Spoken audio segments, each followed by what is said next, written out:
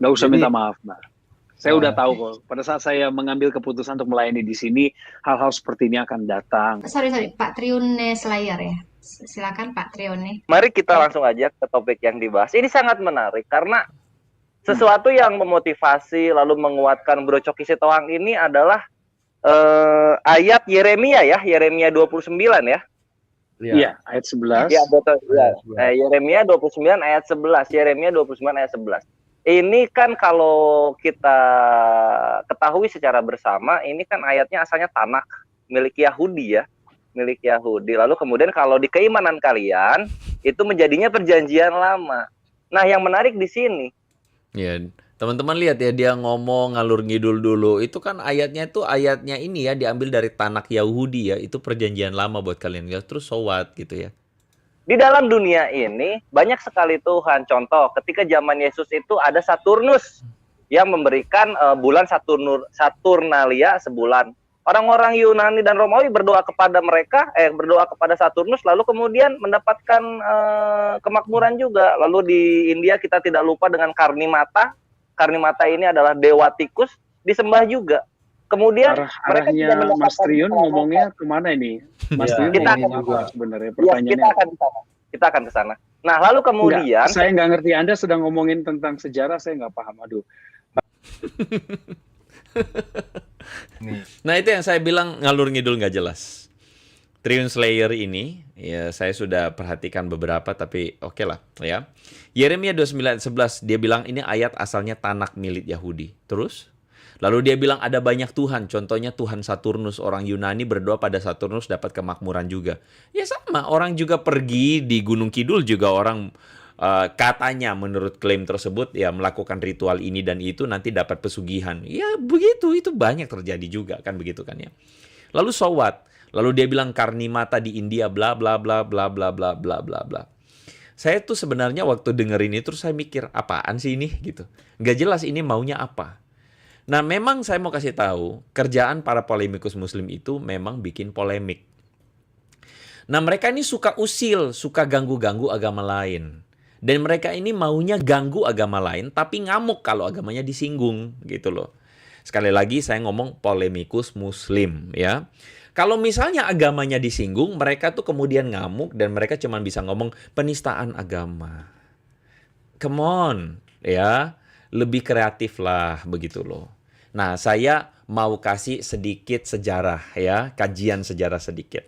Saya mendapatkan sebuah artikel dari hasanah.republika.co.id dengan judul kedengkian Yahudi kepada Nabi Muhammad atas risalah Islam ya.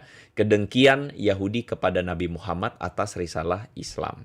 Jadi ceritanya dalam artikel ini dikatakan mantan rektor Institut Ilmu Al-Quran dari Jakarta, Kiai Haji Dr. Ahsin Sako Muhammad, menjelaskan bahwa saat Nabi ya Muhammad tiba di Madinah, beliau mengikuti sholat orang Yahudi dengan berkiblat ke arah Masjid Al-Aqsa. Masjid Al-Aqsa itu maksudnya ya ke arah Yerusalem. Nah, hal itu dilakukan oleh Muhammad selama 16 bulan. Dan sebagai pendatang, Muhammad mencoba beradaptasi. Dan Muhammad memang dalam posisi dilema. Nah, perhatikan ini baik-baik. Kaum kafir Quraisy mengolok-olok Muhammad tatkala dia sholat menghadap Yerusalem dengan olokan yang tidak mengikuti, dengan olokan bahwa tidak mengikuti ajaran Ibrahim. Nah, terus kemudian dikatakan Allah memerintahkan Muhammad untuk berkiblat ke Ka'bah. Setelah menghadap ke Masjidil Haram, orang-orang Yahudi berbalik mengolok-olok Nabi karena dinilai tidak memperlihatkan sebagai kelanjutan Nabi terdahulu. Jadi, ada sebuah sejarah di mana memang kita harus akui bahwa di awal-awal dakwah Islam itu orang Yahudi itu suka usil. Orang Yahudi itu suka usilin para muslimin ya dan muslimah. Yang sejauh yang saya tahu begitu. Jadi ada sebuah sejarah tidak enak karena orang Yahudi itu suka usil tadinya kepada dakwah dari Muhammad. Makanya teman-teman hari ini kita bisa melihat begitu sensinya mereka tentang Yahudi. Nah, Anda bisa lihat nggak? Yang merasa terzolimi, diusilin itu, malah menzolimi dan mengusili orang Kristen. Setuju nggak? Yang merasa terzolimi itu, diusilin itu, hari ini mengusili orang Kristen. Begitu. Ya.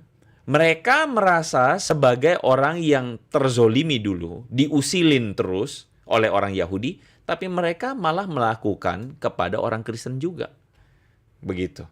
Mereka seakan-akan merasa sebagai yang ditindas, tapi mereka ya begitulah ya. Nah, ini buat saya ya gimana ya? Nggak tahu deh, saya nggak tahu gimana. Apakah kata yang paling tepat ya buat orang-orang ini ya. Oke, kita lanjutkan ke jawaban Coki Sitohang ini ya. Juga. Kemudian mereka Arahnya tidak mendapatkan Mas Triun keterangan. ngomongnya kemana ini? Mas Ya, Triun kita ngomongin akan apa juga. sebenarnya Ya, pertanyaannya? kita akan ke sana. Kita akan ke sana. Nah, lalu kemudian Saya nggak ngerti, Anda sedang ngomongin tentang sejarah, saya nggak paham. Aduh, Iya, Mas iya. Leo, kita mesti kurang-kurangin. Iya. Oh, ada orang dengan akun namanya ya Triun Slayer. Slayer, Triun itu adalah bahaya lambang banget, daripada iya. Trinitas. Itu adalah Iya. Allah Roh Kudus, Allah Bapa, dan juga Allah Anak. Itulah yang kita Iya. sembah dalam nama Yesus Kristus.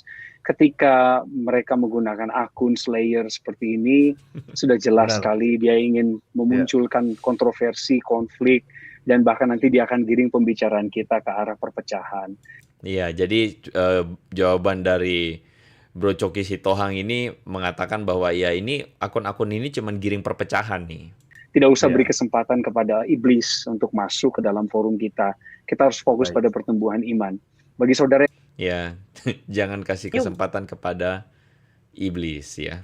Tidak usah kasih kesempatan kepada iblis untuk masuk forum kita. Ini jawaban dari Bro Coki Sitohang. Saya jadi mikir-mikir ya perkataan dari Bro Coki ini. Saya pikir-pikir memang iblis itu suka usil. Memang iblis itu suka mencobai ya.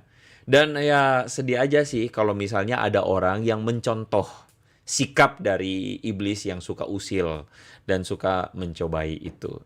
Dan ya kekristenan itu memang kalau menurut saya sih suka diusilin ya.